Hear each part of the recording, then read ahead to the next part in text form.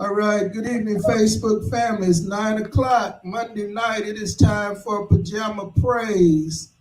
Listen, man, this has been a great opportunity to get one of my favorite radio communication specialists on with us tonight in the person of Mr. Cedric Bailey, and he is here, long time gospel personality, longtime sports reporter, longtime journalist.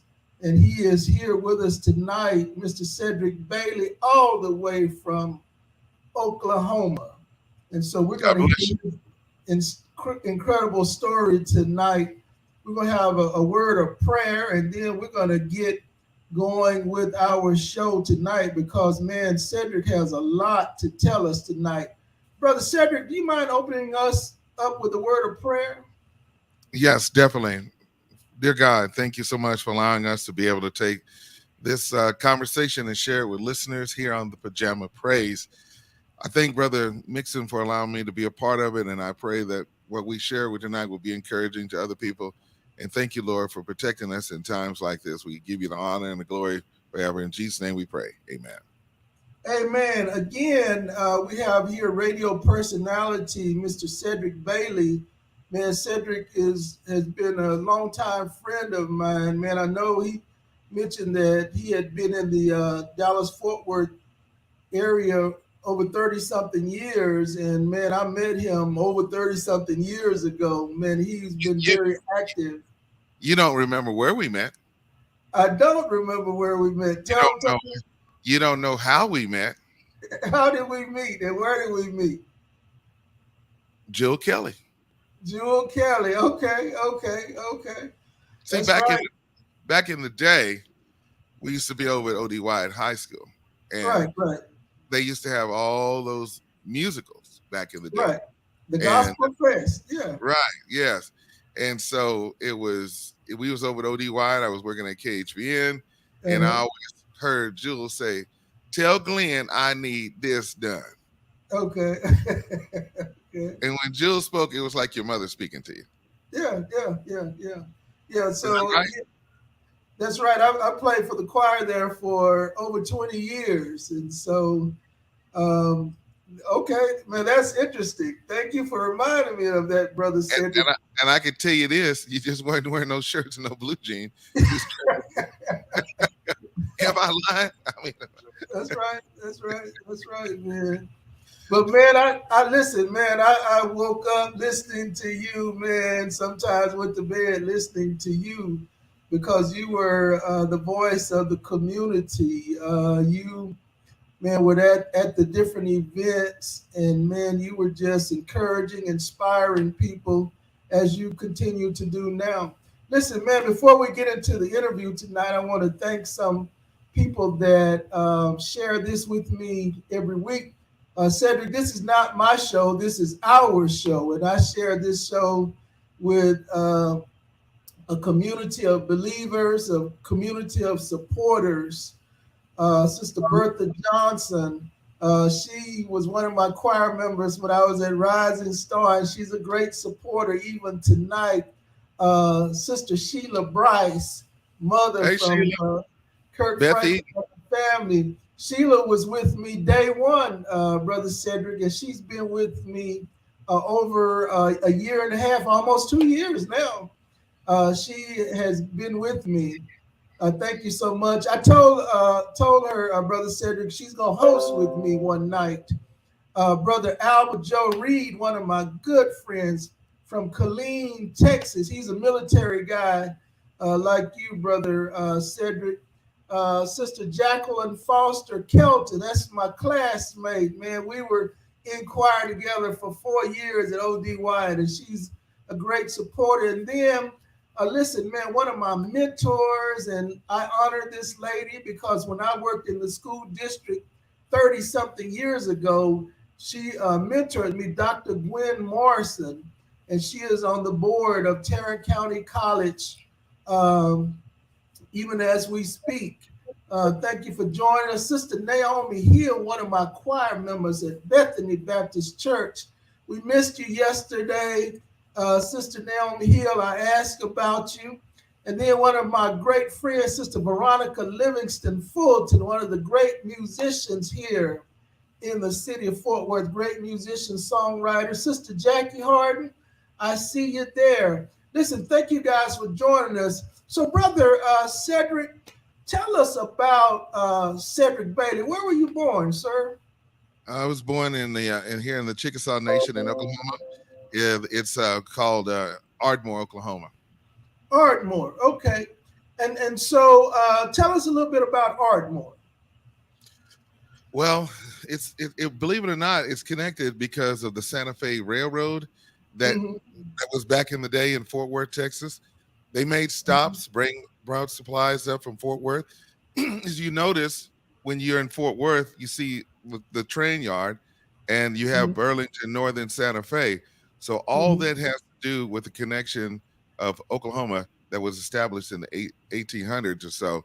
And this was a town that was like a halfway point. You come up to Gainesville, come to Ardmore, and they were dealing with all kinds of supplies back during that time period. And I grew up here as a kid, you know, coming home from a large family of 8 kids. And I probably started working at the age of 12. I started throwing newspapers. That was my first job. Hmm. And so so Ardmore is near Gainesville. Yeah, it's about like 35 miles north of Gainesville. So when you cross the Okay. Red River, you come on up north, and as a matter of fact, all that you see down there in Thackerville when I was growing up, that did not exist. That was just Okay. plain land that you rode by. But now it's entertainment capital for the state of Oklahoma. Right. And for those of you that don't know about Thackerville, if you've heard the term Windstar, that's what he's talking about. Yep, we know. Yeah, Windstar. Yeah. It's a For, great place to go eat. They have oh, good yeah. food, and if you need to get away and relax, hey, why not? Right. You know, I'm not one of those persons. I'm not just big into it, but I serve on the board with the governor of the Indians Nation here in the Chickasaw Nation. His name is Governor Anatoby, and so they do a lot of great things. It's an interesting story that you have to know about the Chickasaw Nation. So, Brother Cedric, there's somebody on here, a good friend of mine, just an incredible lady, man. Whenever we get together, we spend hours just talking. Sister Ruth Washington Grove. She said That's my hello. family. Yeah. That's my cousin. Yeah, that's what she said, brother Cedric Bailey. Man, Ruth is just a fine person, a godly woman, man. One of my good friends, man. It's good to know that you guys are related. Y'all have that kindred spirit. And Yeah, I met her several years ago in the industry when we was out doing things. I met her and her mom, and she told me this story that just caught my attention. She said, "Well, my name is Washington," and I knew that my grandfather, of course, the Baileys, they're from down in Snook and Caldwell and Teals Prairie, and her family is from Goss, Texas. And when I looked at my my grandparents' birth certificate, it has Jenny Washington, who's from right there. She's a Bailey, so yeah, we're all tied into the same connection. Our families relocated, and came up, so we have a great connection. oh wow, wow, man, that is awesome. And so, man, you grew up in Ardmore. So tell us about your school years in Ardmore. Starting with elementary, I went to Jefferson. Now Okay. that was in the '60s, and it was a time period. Yes, we had integration going on, and we were probably the first set of kids that came along to deal with integration. So it's a situation where the African American kids, we basically went almost to the same schools. We had Washington Elementary, of course, the HB the black school at that time period was Ardmore Douglas. Like in Fort Worth, you have I.M. Terrell. Uh, Mhm. During that time period. And when it shut down in like 1969, here I am in the first and second grade, and I went to school there. Didn't know what was really going on. Never realized it. Went to school like it was nothing. The Mhm. teachers there were caring. They really took care of us. I was the kind of kid that I was an average student. I wasn't an A student. I wasn't a B student. I was a C student. And, I was borderline, but I always did enough just to get by. Later on, I went to junior high and went to middle school, then went to junior high. The next thing I know, I don't even know what happened, Glenn. I get selected to serve on the Junior Honor Society. I'm an officer, like, how did I get? Well, you didn't run for office. They picked you to do that. So I said, okay. And then later on, I went to high school. I lettered in 4 sports. Uh, Football, played baseball. That was my favorite sport, baseball. Found myself the only person of color on the team. And I played basketball. That was probably my worst sport. The only thing I had to do was just jump down, and then track and field. So, but baseball was number one. And then in football, our team was number one in the state. We played at OU at Memorial Stadium, and I was selected as the most improved player. It was a game where we played against Duncan twice, and in that particular game, the guy who was with me on my team, his name was Thomas, and we played together Pee Wee ball for the Raiders at that time period. And later on, I just excelled and got the most improved player. Went to East Central in Ada, played football. He went on to OU, and I went there as long as I could until my knees went out on me. And then that's when I made a decision to join the United States Army and enlist as a Signal Corps officer. So let's back up a little bit. So growing up in your hometown, where did you go to church? Mount Zion Baptist Church. Okay. Reverend E.C. Beatty. Okay. And he was a good man. He drove one of those, as we say back in the day, an old school car, a deuce and a quarter, a Electra 225. Electra 225, yeah. And in the 70s, riding in the car, you get in there with him, and you feel like you in there with God. You know what I mean? Now, was that your father, your grandfather, your uncle? I don't know. It's Beatty, Beauty. Oh, Beatty. Yeah, Beatty. But he was the one who really stepped in my life, and he baptized me. They gave me a white Bible, and I went to Sunday school, and I did everything they asked me to do, and it was the greatest thing at that life for me to be able to go to church. I could only, I had to walk 1 block, be at Mount Zion, and I was there, and I loved it a whole lot. And he was just a great inspiration to me. And his wife was my Sunday school teacher. Her name was Juanita Beatty. We had what we call the Chickasaw district here in Oklahoma, and it's amazing. But of course, in Texas, I met Johnny Castleberry, and that's all. That was all you need to know, because I was going to Baptist church. As a matter of fact, I went to East St. Paul because my cousin Helen Barrett, who was married to late W.D. Barrett, was at East St. Paul. And that's where I met Katrina. We was all there with her mother, Nell. We was on Oak Grove Road right there in Fort Worth, went to fellowship. But I hooked up with Johnny Castleberry, and he got me to switch over and go coaching. I did coaching for 21 years. Yeah, man, Pastor Castleberry is an incredible person, man. I mean, just incredible. I mean, you will not meet another person like Pastor Johnny Castleberry. I mean, he is the same anywhere he goes. When he's around the dignitaries, he's Superintendent Castleberry. When he's around the commoners like me, he's Superintendent Castleberry. Man, you hooked up with a great leader. Yeah, I did, because he and Brother Joe Bagby, man, we had it going on. You remember those days we was at Six Flags? We had concerts in June. We had concerts in July. Kirk Franklin, B.B. Winans, Fred Hammond. It was just amazing during those time periods. You had the Cage Fan Choir working with Drew and Katrina. It was just phenomenal. I mean, that was huge back there in that time period. That's right. You were involved heavily with the Six Flags. Yeah, I drove the hair van and gave the tickets away. Oh yeah. Wow, man, you bringing back some history, man. Some stuff I have forgotten about. Man, and now today, we don't have that at Six Flags anymore, but they do have it in Virginia. They have it at Kings Dominion, and they'll go to other parks on the East Coast. But in the 90s, man, people from the whole state and even Louisiana came to Arlington and chartered those buses, and it was Mhm. just incredible to see Fred and see Kirk during that time period. And what happened with Castleberry, he gave everybody an opportunity to open up on the program. Right, right. I remember when I was playing at Grace Temple, we actually took the choir out one Saturday, and we opened up. I can't remember who was on that time, but yeah, man, I went. Jerome Harmon was with us, man. I can't remember who we had on bass. I think Taurus Collins was on drums, man. But at that time, man, Grace Temple, man, we were about 70 or 80 deep, man, Yeah, and we put that choir out there and opened up, you know. yeah, that was some incredible times. But I'm going to share this with you, and I'm going to tell it on your show.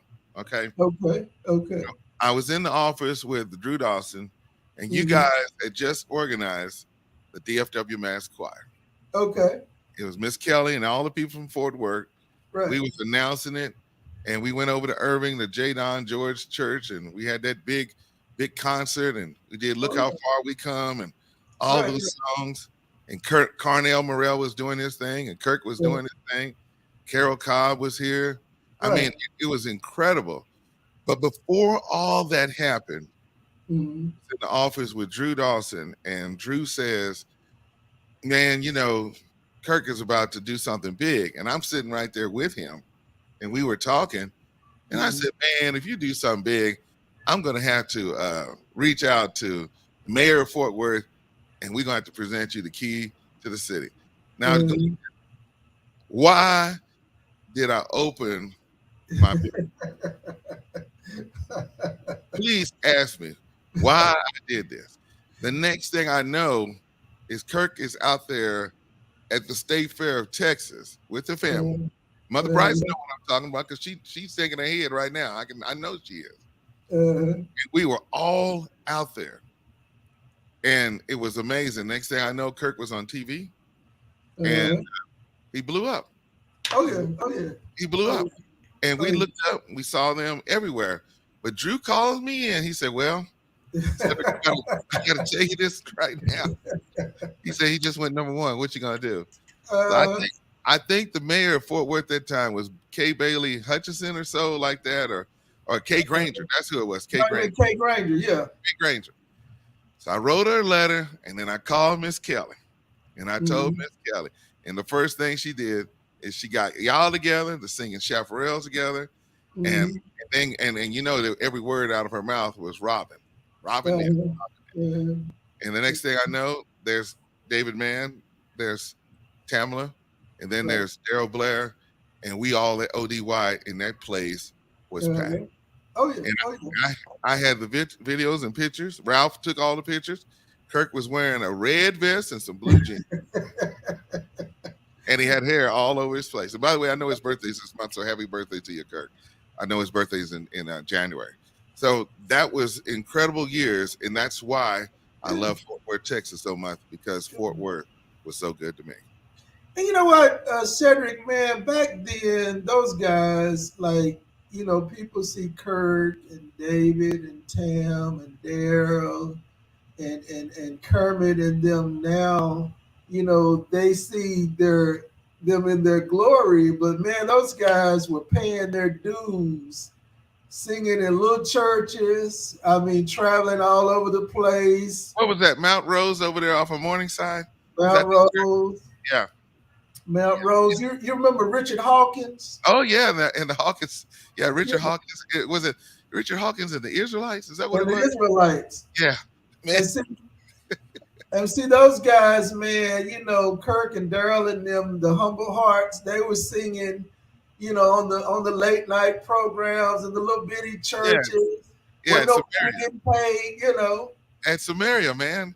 And We had Samaritan. we had two musicals. One right before Right, Labor Day, and then one at the end.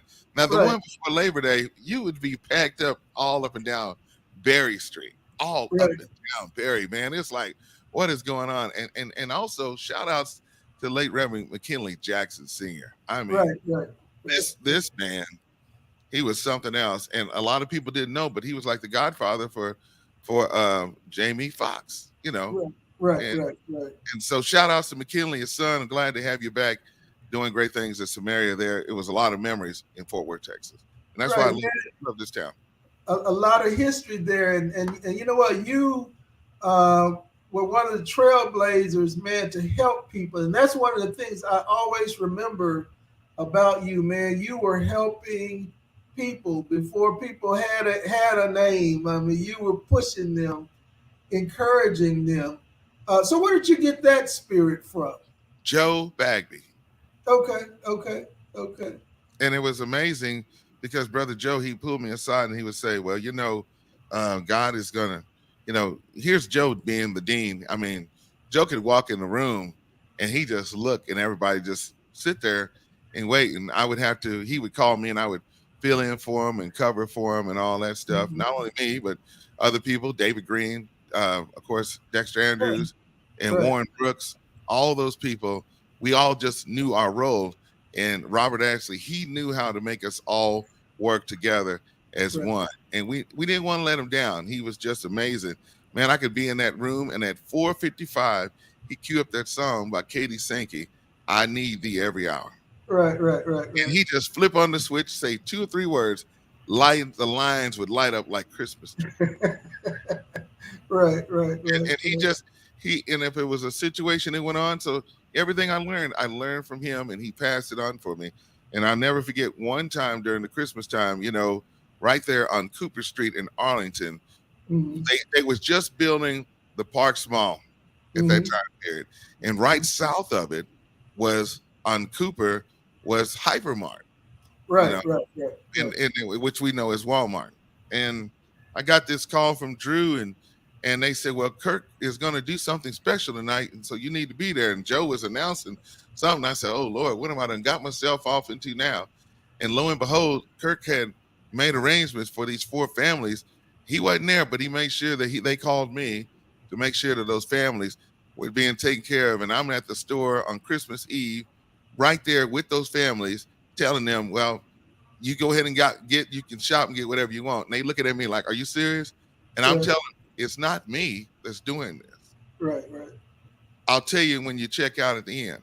And then I right. said, "This is on behalf of Kirk Franklin." Wow, wow, wow. They would be shouting all over the store like Jesus was in there in the line with them. So it was so many great things that we had a chance to do. And I know he doesn't really say a whole lot, but you never forget what the door is. And that's what KHVN did during that Right. time period. We had fan drives. We worked with Allstate. We collected over 300 fans, and Wow, wow. it was just amazing what we were able to do at that time period, which radio doesn't do hardly anymore now. Right, right. Man, and so I didn't want to spend a lot of time talking about Cage Men. I wanted to focus on you, but man, since we're here, look, I'm gonna let it rip, man. You know what? You guys were such an incredible presence in DFW, just incredible. And so a lot of people don't know how all of this got here, and it was not because so much of the great singers and musicians, which we had incredible singers and musicians, but somebody had to give them a platform, for them to be heard or to be noticed. And the KHVN radio station, even when we did the DFW Mass Choir project, you guys blasted it because there was no social media, there was no Facebook, there was none of this. As people know, there was no TikTok, no Google, whatever, YouTube. It didn't exist. It was KHVN radio. Uh, Yeah, Before most events, people would look, man. We could call it if we were having a program. I'm telling you what I know, man. When we were having something at my home church, man, you'd have to get up around 5, 6 in the morning, catch Brother Joe before he went off, and you guys would let us announce our program. That was the Facebook back then, yeah, it was incredible. And I got to give Warren Brooks his props. I got to give Drew Dawson. Drew had these mastermind ideas where he had listeners listening from 10 a.m. After they left Joe's show, and he had a concept to do these contests where people had to listen in to get the code way to get your $200 groceries. You know what I mean? And Right, then, right. and to me, the best thing was listening to the Swap Shop on Thursday. You Oh know, yeah, oh yeah, oh yeah, oh this yeah, time, Olivia, Pam, and Virginia gather around. oh As Joe would say, "But don't be calling up here selling us something that don't work." He was yeah. saying like, "We're gonna have to call Reverend Glenn, and he got to come over to your house or something like Right. and collect Right. the money back." You know. Oh man, just incredible times, man. And so Cedric, man, I've been blessed, man. When I say blessed, man, I've been blessed to have Katrina and Drew on. They came on one night, man, just blessed us all over. And then, man, several months ago, Robert Ashley was here with us. And then here you coming with a whole nother flavor, man, just bringing us down memory lane. I mean, you telling us stuff that we never knew, you know? Yep, we did. And I just want to say that it was an honor. We all knew our roles, and that's where we were able to be together. There would be like, I mean, even a small thing like listening to the school lunch menu was big. And one thing I can say that I liked the most was watching Madam Charmian Polk and the Yeah, King's Kids. You that's know, right. That's right. so it's so much. Will we ever go back to that? The answer is no. It won't ever Yeah. happen again because it's just a whole different world. You know, we're dealing with Omicron, we're dealing with COVID, and so we're in a situation where some of us can't go out. You know, we every day you're hearing about somebody coming down with the virus. But look at us now. We're on Mhm. the StreamYard, we're on YouTube, we're on Facebook, Right. and we're Right. able to still communicate and do Right. great things. You know, I am now here in Oklahoma, and I'm gonna show you right this so you can see it right here on the camera there. But Okay. I went back to the Baptist church.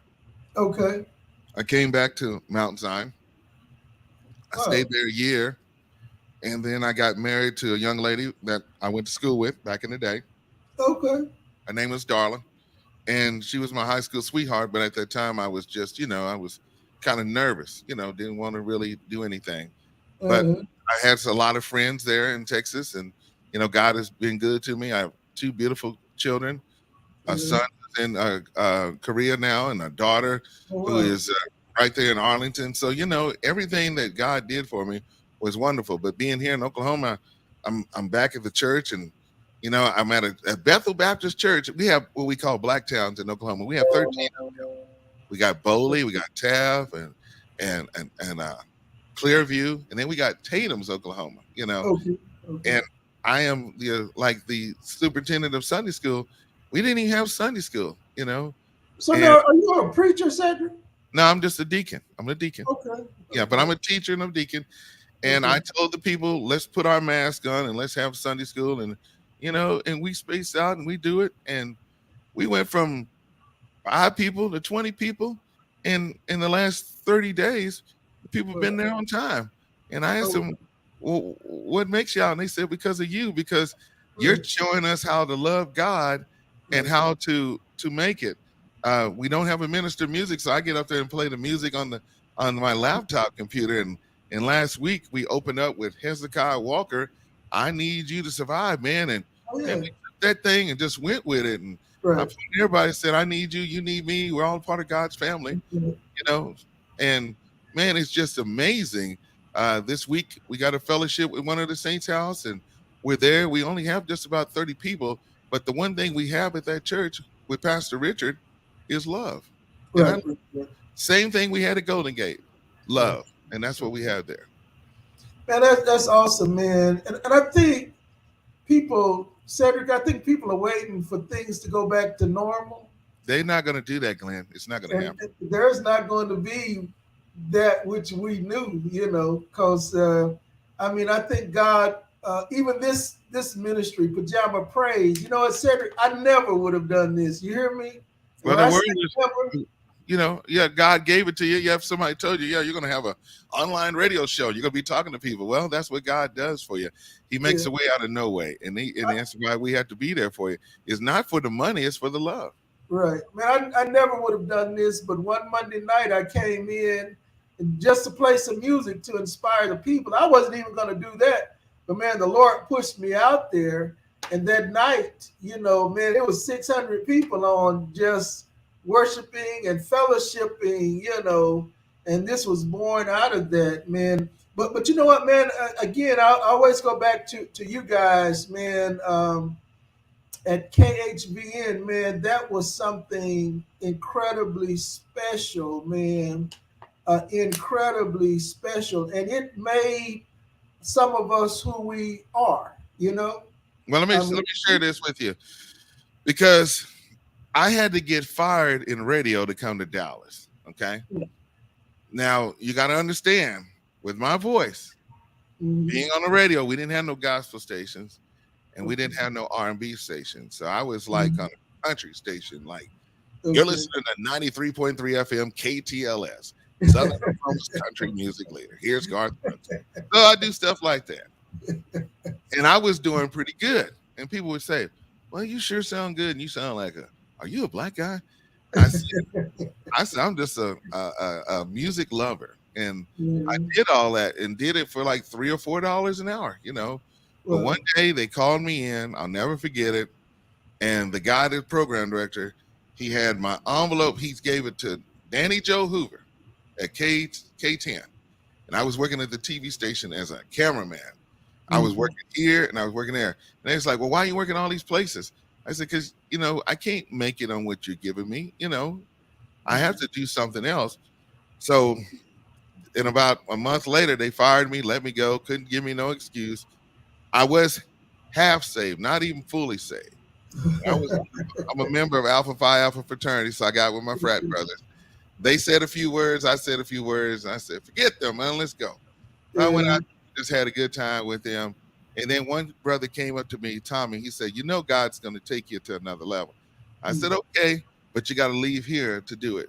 So what I did was I got in the car and I came to Dallas and I got a job working as an insurance man. But, I worked for Universal Life. Okay. So let me ask you this. Before you got to Dallas, Central Oklahoma, East Central. East Central. Had you already gotten into media? Or tell us about your college life before you got here to Dallas. Okay. I was working, let's see, I was at East Central. I pledged Alpha, didn't make it the first time, because it was I was 17 when I pledged. And I should have been like a second year student, but they wanted me really bad because they knew that if they got me to be a member of Alpha Phi Alpha, that I could open doors for them, because I worked on campus. I was the mailman. Okay. I delivered the mail to the president's house. And then I joined, I played football. And then afterwards, I ran intramurals. I coached all the teams, volleyball, basketball, softball, did all that stuff. And then I got a job working at the steakhouse. I was the head cook. And then I became the manager. You got to eat while you're in college, Glenn. So you got to do something. And I refused to wash dishes. I said, I'm going to learn how to cook. I did all that stuff. And my mom was just always encouraged me. Her name was Louise Bailey. She always told me, said, whatever you do, you're going to do great. And that's what I did. I believe what she told me. So while I was in college, I was in the dorm room at Pasagi Hall. And this black lady, her name was Miss James, came up to me and she says, they got a position open at this TV station, and I believe you can get the job. I looked around, you talking to me? She said, yeah. So I applied for the job, and I got the job, and I was the cameraman. Then I later became the reporter, and I started doing sports and driving the station around and around. And it was in like 1983, they sent me to Colgate, Oklahoma. Now, Glenn, they did not let you take cameras in the courtroom. So you got to imagine me being 20 years old, going down to this predominantly all-white town down in Oklahoma. We didn't, they had CB radios back during that time period. I told them, I said, if something happened to me, I'm going to send this code back to y'all. Because they sure were staring at me, Glenn. But that's when Well, I got my courage right then. But I decided I did not want to be like an investigative reporter because I was going to have to, you know, get caught up. So while in college, I did sports and I did everything I was supposed to do and was able to graduate. And on that day, May 11th, 1985, I ended up getting my commission to be an Army officer. And I went to Fort Gordon, Georgia, Fort Knox, Kentucky, and Fort Riley, Kansas. And then on that day, I served my time for 4 years and served in the Guard in the reserves. And then I decided I wanted to be in radio. And that's when I came to Dallas. And that is where I met the legendary Minnie Francis. okay, okay. Tell us about Sister Minnie Francis. Every time you see her, when you pull up to that desk, and this was at the OK and OK days, and we had like Aaron Bacon and all these guys over there at 107.5. That was on Kimbo Road. Everybody know where that is on the north side, the other side of 28th Street. We was out there in the trailer. When I got there at first, she would be the one that opened, you know, I would talk to because her and Carolyn Roberts, they were there. And I would say, hi, how you doing? She would always say, I'm blessed. Okay. And she had this radio show. She did the gospel on KNOK at that time. Okay. We had a fire. When the fire went down that time period, KHVN had to broadcast from a trailer. Okay. Right out that field on Kimbo Road. Mm-hmm. And then we later moved to Arlington, and Minnie was there with us, and she held these shows, and she was great. It was kind of crazy because she was on, and then Killer Bugs would be on before her, and then here comes Minnie. You know, they look at each other. I said, "Oh Lord." she was like, "Look at you." You know, sound like the, you know, but every time she was there, she was encouraging, and she always encouraged me because every time I went over to K104, it was Chris Arnold that encouraged me over there at K104, and then Luke Calhoun, but I never made it over there. But when my light shined, I was able to be on the AM side and the FM side, and I had to make a decision on which side I was going to serve. So I did the R&B side for a little while, and then I got thinking about it, and I said, no, I'm going to do the gospel thing. And I did that, and because of that, I was able to land a job at ABC Radio and work at KHVN, and I worked for CBS and for ABC at the same time. So I worked for ABC Radio Network. I was out there with Joyner and all those people. That's when I ran into Willie Mae McIver, and here I am today. I'm on Rejoice Musical Soul Food, broadcasting in 48 markets across the country every day. Well, man, you were talking about a fire. Remember, Brother Joe told this story about the three wise men. He said that they were firemen. Mm-hmm. Had you ever heard him tell that story? Let me tell you something. Brother Joe told so many stories. I'm going to tell you one real quick. There was a lady by the name of Minnie George. Yeah. She lived in Arlington. And what happened was she would call Brother Joe, and she would just call out the name of her whole family. Brother Joe would lay the phone down and say, ladies and gentlemen, she's going to continue on, and I'm going to take a break and go get me some water at the water cooler, and I'll be back. Do you know that she was still talking? Even when she was in the hospital there, Arlington Memorial, she was calling in, driving those nurses crazy just to be on the roll call. So if Brother Joe told you a story, you better take it to the bank. Man, you know, back then it was just a family. Miss Ballard, Minnie George, MT, Avan. Yeah. Mother Ballard was something else too. And MT, peace and a long life. If nobody could get into the station, I promise you, MT and Mother Ballard could get into that radio station. Yeah, everybody was going to say, everybody would stop, you know, they'd be like, he going to cuss today. Yeah, Brother Joe told a story. He said the three wise men were firemen. And, you know, the story was they were firemen. How do you know they were firemen? Brother Joe said because they came from afar. Yeah, AFAR. I got you. Well, man. So you got out of the military, you got out of college, came on to Dallas. You met um, Sister Minnie Francis, and so you were probably the face of the community. Tell us about now. Now, were you the first person who drove the Heaven 97 van? No, there was two other people that did it before I did. Okay. The Okay. first one was Ron Bibbins. Okay. Yeah. Ron Bibbins. Yeah. And then there was Victor McCrae. They call him Speedy. He had a little short time doing it, but Ron was pretty Really? successful in it. And then I mean, we had a yellow van. That's what it was. I'll never forget it. The yellow van with Cage van on it. And then I got in there and they got me a new van and I drove that. Okay. Yeah, Okay. 'cause I think they put about 200,000 miles on that van. Well, and so man, back then, man, the van was all over the place, man. You'd post up at Sam's Records. Remember Sam's Records? Yeah, right there on Seminary. That was, Yeah. now the funny story was we called it Sam's, but the guy's name was Bill. Right. Yeah, and then they had Sam's too. I Right. think that was on Lancaster. Yeah, in Dallas. Yeah, no, that was over in it was in Dallas, but I know they had another record store. It was on Lancaster, but that's what it Mhm. was. And what would happen is we had big time artists that would come by there.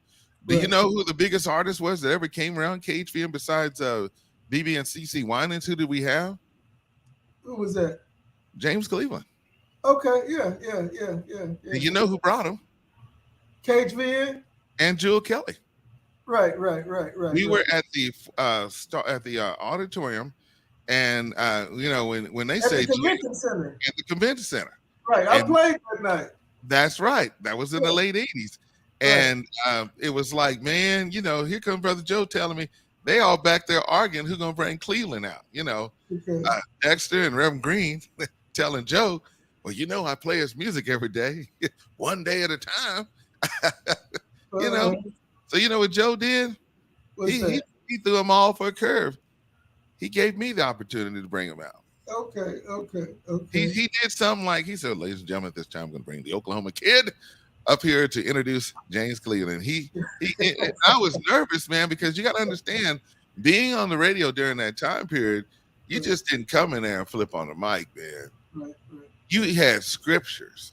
Right. You had to play music, and then you had to do a scripture to you just couldn't flip on the mic, Glenn, and just Mhm. talk. You had I had Our Daily Bread, and I would read that and just say something encouraging. And then when I left, I always said a word of encouragement. And we and Glenn, I'm gonna tell you this one too. There was one other place. We said the Midnight Musical. We said all these other programs, but the last one that you got to remember was the Sportatorium in Dallas, Texas. Oh yeah, that's right, man. On Sunday evenings at 4:00, Mighty Uh, Clouds of Joy, oh yeah. Douglas Miller, Shirley Caesar, Uh, Clarence Fountain, the Blind Boys, right. Supreme Angels. Man, they be in there for 4 or 5 hours. Right. Everybody dressed up Right. in their suits. Right. So I'm just telling you, it was a true ministry. The people was like, I want to see the good looking Bob Brown. That's what they would say. I want to see Al F. Right. And Bob would come out there wearing that old Kango hat. I said,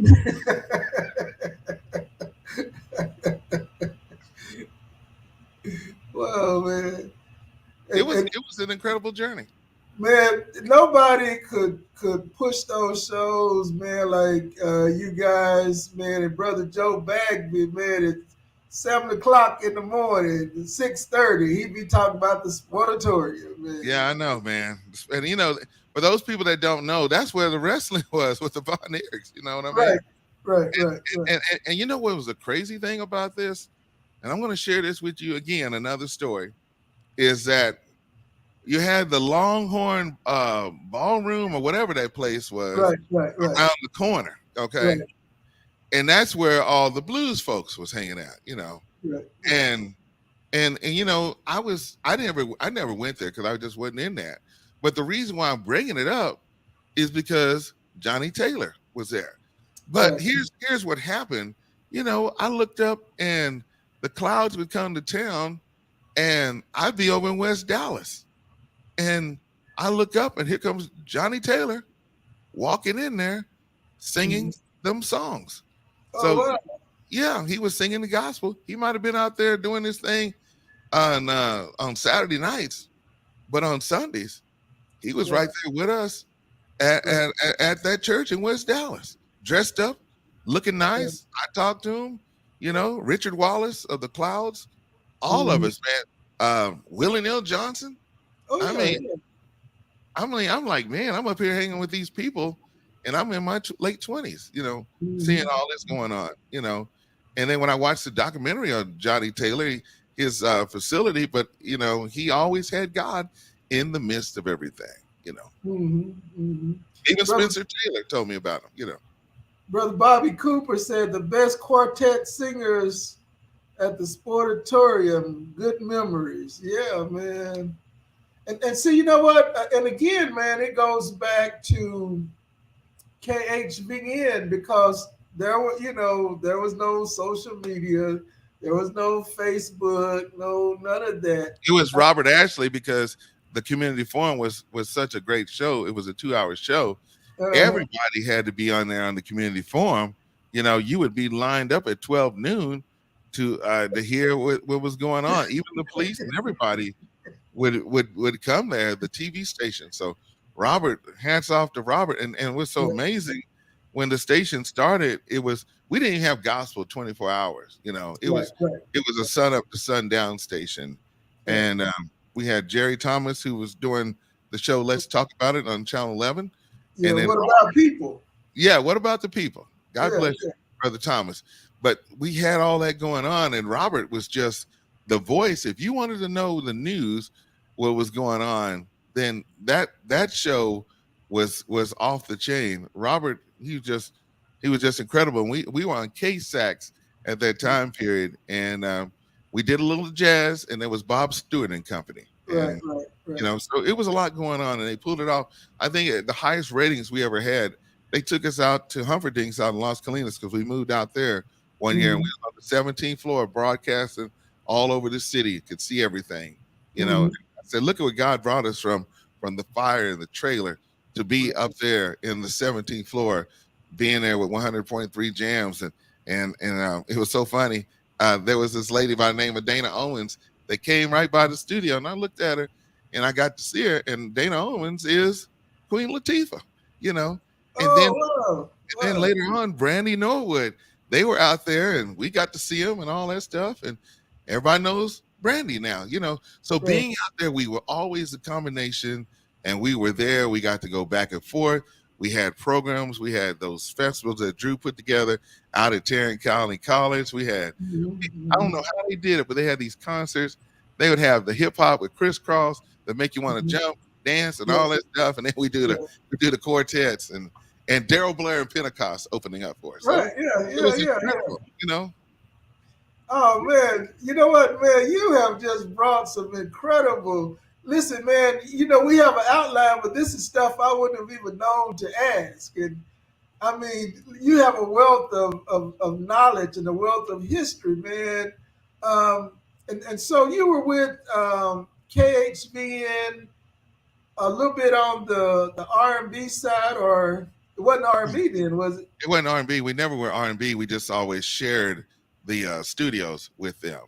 And we Hmm. thank God for CBS and Grantham Communications, and even for Mortensen that they're able to keep it going until last year or so. And then Carmina, kudos to her for doing a phenomenal job and taking it to the next level.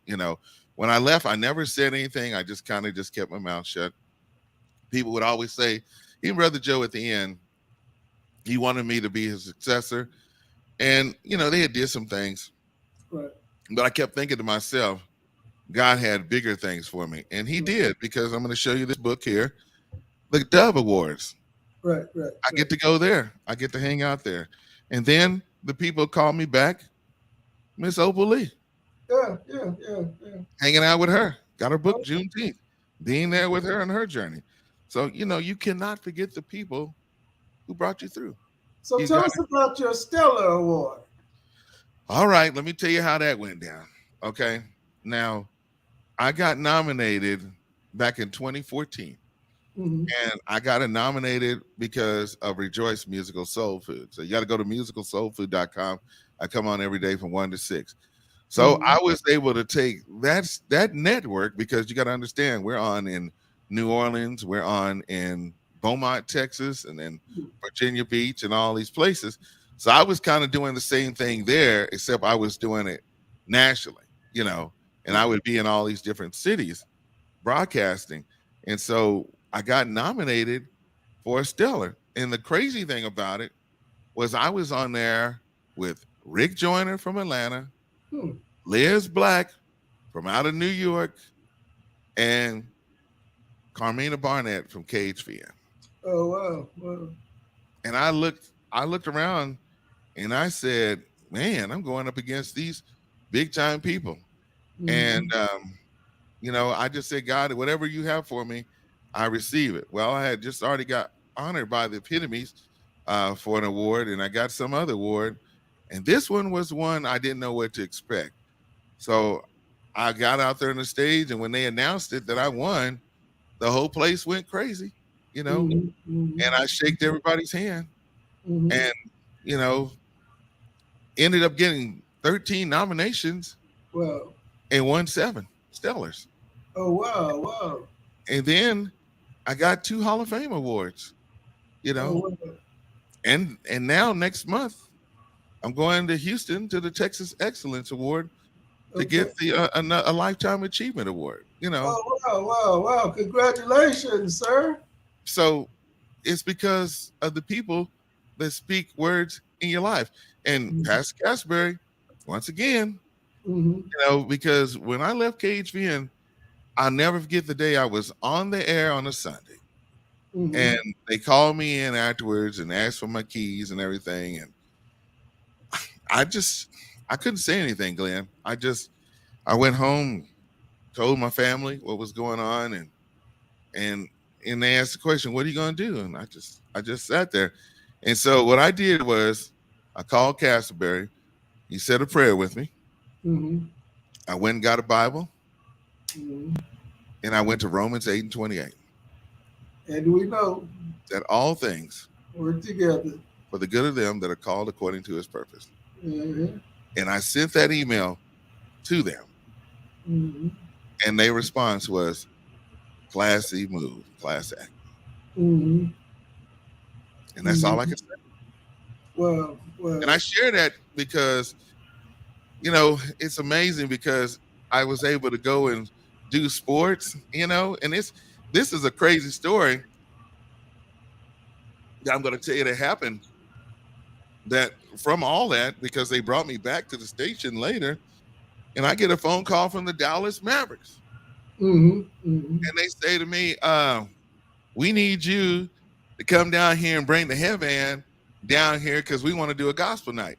Now, keep in mind, that was the time period that Mark Cuban didn't own the team at that time period. It was Ross Perot. And Okay. and I didn't know that they knew about us, but they did. And they said, we need somebody to open up and do the national anthem. I said, okay.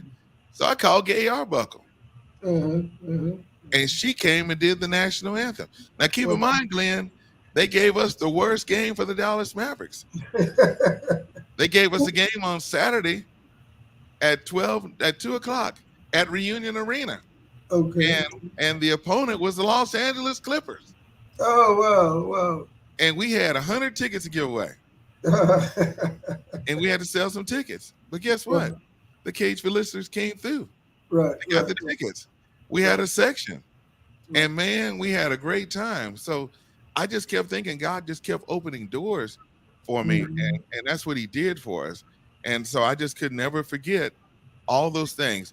And the last thing I want to share with you before we wrap up is that one listener came to me and Mm-hmm. told me, because I had helped their son or their daughter go to college. And she Mm-hmm. says to me, you don't know what you really done for my family. You're Mm-hmm. sending Mm-hmm. somebody from my family to go to college at Texas Southern. And they said to me, I'm going to be praying that God blesses you and your family.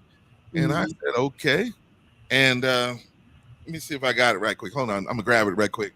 Okay. So first, my daughter, Wow. North Texas. Okay. Then my youngest, Rashad. Okay. Rashad graduating from Texas A&M with a master's degree. You know, I met him. We were over at Tarrant County College, and he had just graduated. And you brought him up to me and introduced me. This was about what, 2 years ago, Yeah. 3 years ago? Hmm. Yeah, yeah. But that lady prayed, and she says to me, I pray that you don't never have to pay a dime for their school. Mm. Well, he graduates Bowie High School in May of 2008, and I get the Mm. call that Bill Gates gave him $500,000. Wow, wow, wow, wow, wow, wow, wow, wow. Man, what an incredible journey, incredible story. So I just want to say, it's not about me. I'm just sharing my story Mm. with the people, this that what God will do for you. And if it wasn't for the people, I wouldn't been able to do what I'm doing.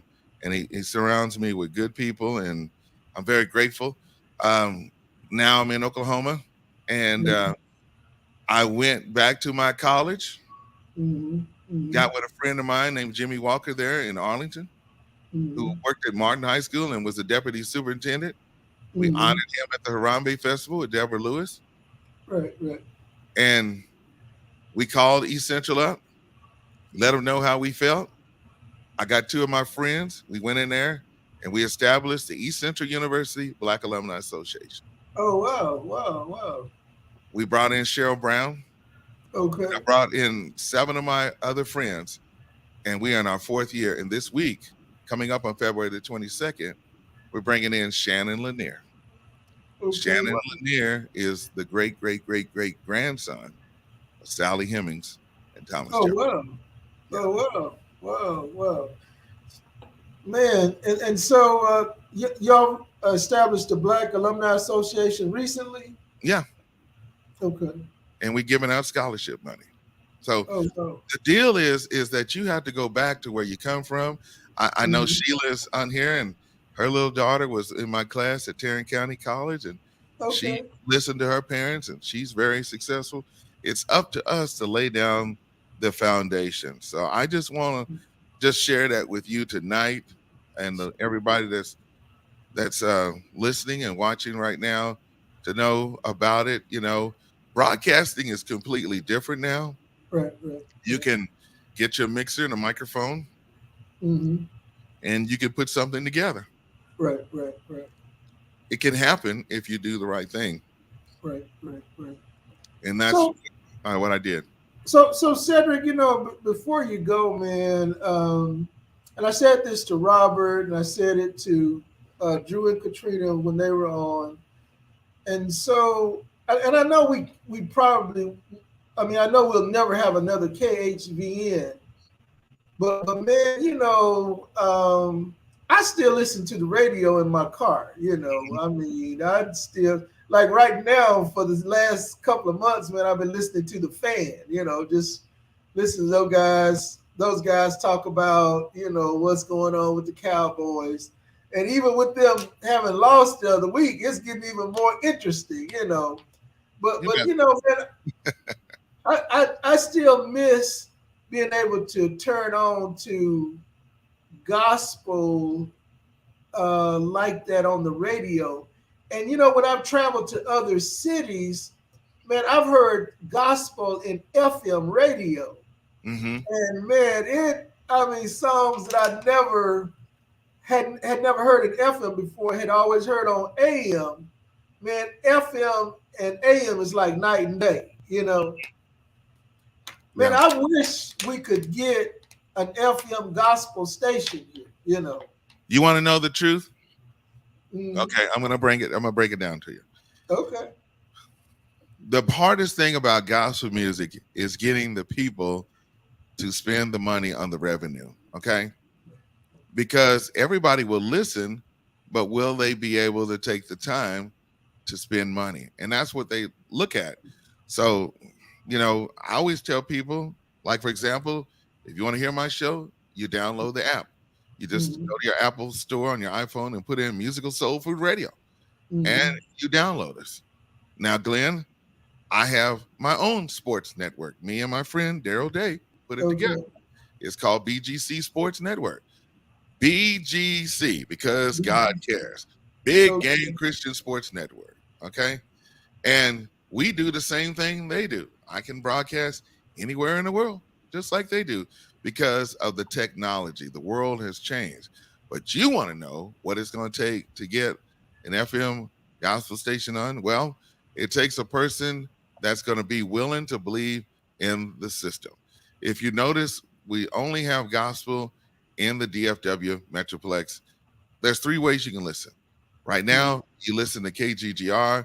Thank God for Sister Lady Victory, Tanya Watson, who does a phenomenal job, and the entire crew over there at KGGR. But what happens is, it's on the AM dial. Some people don't go to AM. And, Right. they have ministries that come on. That's what they did. When we was at KHV, we had ministries that came on at a certain time of the day.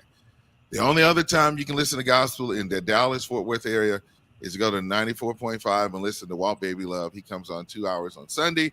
And then there's Mm-hmm. Keith Reese, who comes on Sunday morning from 6 o'clock till 9:30. Now, what they do is they play a throwback gospel song. You'll hear a Mary Mary or a Kirk Franklin song. But the new music that's out there now, like a CC Winans Believe For It Live or Karima with Redeemer, all those songs which we play on Musical Soul Food, you're not going to really hear them. The only way you're going to be able to hear them is if you go on your phone and you got Spotify, you got YouTube, you hit the Mm-hmm. playlist. The world has changed. And so going up against those FM stations, it's going to take an owner to be committed. I was on the phone today talking to people in Texarkana about getting on that station. They'll have a gospel station playing, but no radio personality. So gospel music is already been set behind seeds. Now we have churches like the Potter's House with Bishop Jakes. He has his own streaming online. Kirk Mm-hmm. has his own thing he's able to do. So you're going to have to really fight against those people when they have built-in audiences from social media. Glenn, when I was growing up as a kid, I never forget, my Mm-hmm. mom bought me a $5 TGNY transistor radio. Uh-huh. Only AM on that thing. Right, right, right. And I could hear stations in Mississippi and all that, and then 74 it came along, you had an FM translator and we could hear it. Then you had CDs, like I got right here, these CDs that you can listen to and put in your cars. But notice Mm-hmm. now they don't have CD players in your car. Yeah, no CD player. Yeah, You have satellite radio. right, You right. you got to pay for that, or hook your phone up and listen on you got to Bluetooth it and everything. Bluetooth. Yeah. So you're facing a lot of challenges in there. And so there are companies out there. I recently had a chance to go on Ramey Street over there, uh, where we went over there to a church there on Ramey and worked with CVS Health and did a health fair and did it for the veterans. It was awesome. You know, Miami and Fort Worth. yeah, in Fort Worth, I was there on Ramey Street over there. With the family over there. We're going to say hello to Brother Hugh Collins. That's the church where he's at over there in that Oh area. yeah, Ebenezer. Yeah, Ebenezer. Yeah, Yeah, yes. I was there back in November doing something within the community, and it was really nice. But you have to promote it, and you got to just get people to follow you. And it's based on social media, your presence, or what you can build from it. Well, man, that's a great perspective, man. Incredible, man. Listen, man, I've tied up your time for this hour. But before we go, Cedric, man, so you have young people that's coming along. I mean, we do have the social media. We got the TikTok. That's the big thing now. It's crazy, and I'm still not sure what TikTok is. And then there's the hashtag. What is that called? Well, if you want to put a picture, you hashtag it, like you give it a title or something like that. And they say if you go to an event, you take a picture, you hashtag it, and then that way everybody can see what's going on. Okay. It's just different ways of social media. I don't have time. I barely have time for Facebook. I Okay. got Okay. 2 messages today that my page been hacked on Instagram. Oh, So well. I had to shut that down because it's just you just got to be careful out there. People are following you. Right, They're right, they're just it's just people want to see if they can go viral and what they can do. right, Well, right. viral is a good thing. You can go viral a good way. You can go viral a negative way or so. And I just don't have time for the TikTok. I told my daughter, well, y'all go ahead and do it, and every now and then she'll pop something on there. I'm real careful while I'm doing stuff. Mhm. Smile, because I want to make my kids happy. So Um, what do you tell the next generation broadcaster that's coming along? Because we've seen all the way back from Brother Johnny Avant to Brother Joe Bagby to Brother Cedric Bailey, Drew Dawson, Robert. But there's another generation following. What do you tell those that's coming along, in media? well, let's see. I got it. Here it is right here. You see this cell phone right here? Hmm. You can build your own fan base and everything. You got to get sponsorships and get people to support your vision. So right now, what I'm trying to say, you got the whole world at your hand right now. Hmm. Hmm. You can create your own channel and you can build your audience with these phones. But if you want to make a living from doing it, it's going to be very, very hard to do. You got to be able now to be able to create content like YouTube. They'll pay you if you got people that's going to watch your channel. Hmm. But then there's people like, let me tell you this guy by the name of Evan Anderson. Hmm. Everybody knows Evan in Fort Worth, Channel 5? Channel 5. Yeah. He went to school at Eastern Hills High School. His dad, Cedric Anderson, a good friend of mine, he played the saxophone, you know, Okay. but he left Fort Worth and he went to college and became a great broadcaster. And he was in Oklahoma City, Hmm. got an agent, got him a contract, and look at him now. He's at Right. Channel 5. So you're gonna find people that's like that, that's phenomenal, and they're gonna be at the right place at the right time. Hmm. And then there's another way you can look at it. You might not be in front of the camera, but you can also work behind the scenes Hmm. and learn the technical part from it.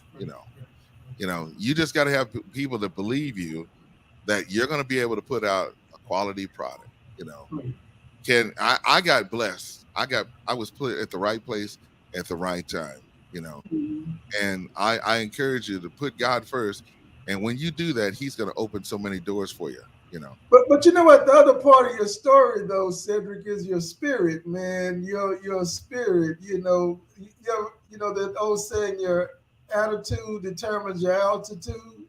Yeah. Man, you've always had a great spirit, man, and I mean, you've been approachable, and then you always gave of yourself. I mean, and you mentioned working behind the scenes, even when you were not out in front. I know you were working behind the scenes. Yeah. Yeah. Mhm. You got to put others first, and you got to serve God. You got to trust God and believe that He's going to do some great things. And I guess from being over there at the Golden Gate with my good friend Cedric Harold Senior, and of course with Pastor Casper, Deacon Smokes, man, I was surrounded with some great people. I got to be a part of a brotherhood. We went around Mhm. to different places and sang, and we gave God all the glory. And Mhm. I was able to fit in. And then when it was time to go to work, I went to work, did my own thing. But I had I guess what happened to me was, being one of the only African Americans in that school in East Central and Ada, I had a couple of Mhm. guys ask me, say, "Well, why are you in here? You're not going to do anything." Do you know Mhm. that kind of fired me up, you know? Wow. And I said, "Okay, I'm going to show him something," Right. Right. you know. And by the way, when I did win those awards and everything, them people from that station that fired me, they were the first one to Mhm. congratulate me. Oh, wow. Wow. Wow. Now I can walk in their office, they take me out to eat and treat me really nice. And I always hold back those thoughts and I never forget where God has brought me from. You have to be so strong and be so focused that you cannot let nothing bring you down. Did I have moments? You better believe I had moments. Did I lose things? You better believe I lost them. But you know what? God restored everything that I lost. And I Oh, and before I forget, I'm glad you asked me that question. Mm. There's one other person that I had to give 100% praise to, and that is Helen Epps of the Okay. Morning Star Prayer Center, Oh, awesome, awesome. 5036 Wichita Street in Fort Worth. I didn't tell you, but I Mm. was there when they established that first prayer center and became a prayer warrior. Well, And and I watched her. She had her real estate company over there by the bus barn, and watched her. But right. man, it was Castleberry, and it was Helen Collins Epps Well, who just laid it out for me. I mean, you talking about that touch the sky ministry? It's just surrounding mm, yourself with good people, right, and right, and right. those people, I can't even begin to describe, you know, and just letting them know how much they encouraged me. I couldn't have done it without them. Well. Man, listen, thank you so much, Brother Cedric Bailey, man, for doing this, man. You my friend and you my brother, man. And you've been on my list ever since I started doing the interviews. And man, the Lord just put you on my spirit to reach out to you because I knew you had a great ministry, had a great ministry, and have a great ministry even going now. I appreciate you taking out your time. I appreciate the service that you gave as a veteran, for our country, and even a veteran in the broadcasting industry. I can honestly say you are one of the greats, man. You are one of the greats. So Well, I I want to appreciate say you. this. I thank you, man. And I got to say this before I go. One thing I come back to Fort Worth to do, and you'll see me in late August and all the way up to Mhm. November, and I cover high school football. And Okay. I started off working with the kids at ODY and everything, All right. but my heart now is, I know you're gonna choke me, man. Is working with Coach Todd Lawson over there in them Dunbar Wildcats. So Yeah,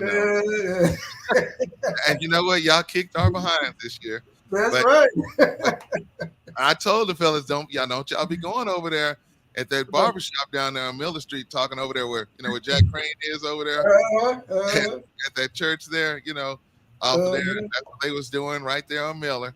And so, I just told them, I said, y'all, we can't do all that stuff. And they beat us pretty bad this year, but I love those kids at Dunbar, yeah, man, and Coach Lawson, they do a great job. So that if you ever see me during the football season, that's where I'm at with the yeah, with the kids. And then when I do when it's ODY and Dunbar, I go get my boy Charles Boyd, and yeah, we sit up yeah, there with Daddy Chris and them, and they talking yeah. all that noise. But I love it, and it's just my way of saying thank you, Fort Worth, for being there for But me. you know what, man? Dunbar is our rival, but it's funny. Dunbar is our sister school too. Yeah, It's funny. One of those family rivalries. yeah, they call it a chap cat or something like that. Yeah, yeah. But listen, man, thank you so much for joining us. Thank you, Facebook family, for joining us. I want to call a few names before we sign off. Brother Cedric, Sister Claudia Williams, man. Hey, Sister Claudia, Claudia Williams is one of my great supporters. I appreciate true vine, Sister. true vine. That's right, Sister Claudia Williams. I mean, incredible supporter. Sister Charlotte Mims, thank you for supporting Pajama Praise each week. Brother Bobby Cooper, thank you so much, my brother. First Lady, Sister Pamela Watson Daniels. Hey, Sister Daniels, and that's my family right there, Reverend Daniels. Okay, Yeah, that's who my grandparents. That's DeKalb, Texas. That's all I need to say. okay, all right. Thank you, First Lady. One of my other classmates, Sister Demetria Stevenson, thank you for joining us. Sister Naomi Germany Powell, one of our frontline workers. She is a nurse. Thank you so much for joining us tonight, Sister Naomi. Pastor Craig Lowell Pullum. Listen, Cedric, man, if you have not heard Pastor Craig Lowell Pullum preach at Shiloh Baptist Church on the historic north side in Fort Worth, man, you need to hear Pastor Craig Lowell Pullum. Man, this guy is a preacher of preachers, a young man, man, but he can handle that word. You hear me? Thank you I for believe it. joining us. And man, One before we forget, man, we gotta put Charlene Ayers on the prayer list today before we okay, close out. okay. Charlene Ayers. Go Charlene ahead. Ayers, one of the trailblazers here in Fort Worth, man. She is one of the true trailblazers. I had her on as my guest over a year ago, but we will remember Sister Charlene Ayers, one of our true trailblazers here in Fort Dominion and Worth. power. Dominion and power. That's right.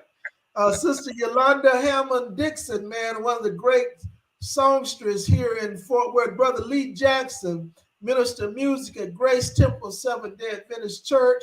Sister Faye Davis, all the way from Texarkana, Texas. Faye, listen, I need you to be one of my guests on, Bowie County. on Pajama Praise. You have a great story. Listen, Minister Elizabeth Smith, I see you there, Elizabeth. Thank you again, Sister Sheila Bryce, for being with us. So many others, Sister Catrice Reed with Loving Yourself Inside and Out Ministry, my greatest supporter. I see you guys there. So, Sister Gloria Franklin, I see you there, my classmate, Sister Sherry Smith, Crystal Graves, my community. We grew up in the same community in Highland Hills over by East St. Paul, Brother Cedric. And Sister Raquel Dixon, I see you there. Thank you for supporting us. Minister Courtney Richardson, I see you there. Thank you for joining us. Sister Joella Elizabeth Kellum Kennard, thank you for watching us. My friend, Brother Cedric, you might know her, Sister Andy Jackson Kelly from We woke Highland. Oklahoma. Yeah, we know Yeah, Andy. We yeah, woke yeah. up. That's She from right. We Central welcome. Andy, listen, man, we still praying for you guys, and we know that Katrina is now sleeping with the Lord. Thank you for sharing us. Brother Randy Gentry from OD White High School. Sister Darla Hanson, I see you there. Sister Donna Duncan Sears, one of the great musicians, Rebecca Gamble Williams is there. I see you, Rebecca. Sister Donna Franklin, Sister Angela White, Sister Joan Love from Rising Star Baptist Church. Listen, man, thank you guys so much for being with us tonight. Again, thank you, Cedric Bailey, for being with us. Listen, y'all join us next week at 9 o'clock. We're going to go to Dallas, Texas. One of my favorite musicians, Brother L.D. Mackey, is going to be with us. One of the great musicians, another trailblazer. Brother L.D. Mackey is going to be with us, and he's going to share his story with us next week. Listen, y'all hang with us for the month of February too, man. We got some incredible personalities that's going to be with us. Brother Roy Cotton, man. Brother Jay Tillman, man. Those guys are going to come through here in the month of February and tell their story. But listen, y'all have a good night. Y'all be safe. Get your shot if you haven't gotten your shot. Y'all mask up. Brother Cedric Bailey, take us out tonight. Before I close, I want to also say a special shout out to Lakia Johnson Stokes. Watch this young lady grow up, and she sings with Tam and David background. Father, we thank you so much tonight. Thank you for Brother Glenn for just opening the door. I consider it an honor. And to all the names, and even to the names he did not mention on tonight, Lord, continue to give them strength, give them peace. Most of all, continue to place their trust in you no matter what. I mentioned the name of Sister Charlene Ayers. God bless you, my sister. I want you to hold your head up, be strong. We all are going through, each one of us, and we just have to just be ready for that time when our time comes so we can be able to stand tall and give God the praise even when it hurts. And that's what we got to do. We got to lift each other up. I need you to survive. You need me. We're all a part of God's big family. And I thank you for Brother Nixon here. You know, Lord, you know his heart and the great doors he's opened, and he's been able to take this ministry and be able to share something special via social media. No, we don't have the radio station no more, but we have this outlet that's available to come into our homes and cars. And Lord, we thank you for the doors that it's going to be open. And I pray that every speaker that come forth that will be a part of this show, that they will be able to share nothing but words of encouragement. We thank you for the blessing that we receive. In Jesus' name we pray. Amen. Amen. Good night, y'all. Y'all be safe out there.